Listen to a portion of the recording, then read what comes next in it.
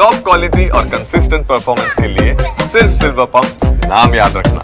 ಇನ್ನು ಬದುಕಿ ಬಂದಂತ ಪ್ರವಾಸಿಗರಿಂದ ಎನ್ಐಎ ಮಾಹಿತಿ ಸಂಗ್ರಹ, ಉಗ್ರರ ಹಾವಭಾವ, ಮುಖಚಹರೆ, ಧರಿಸಿದಂತ ಬಟ್ಟೆ, ಯಾರಿಗಾದರೂ ಉಗ್ರರ ಮುಖದ ಗುರುತು ಗೊತ್ತಾ?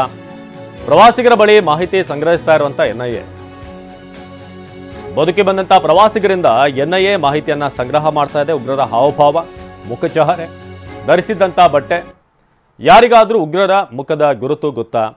ಪ್ರವಾಸಿಗರ ಬಳಿ ಮಾಹಿತಿಯನ್ನ ಸಂಗ್ರಹ ಮಾಡ್ತಿದೆ ಎನ್ಐಎ.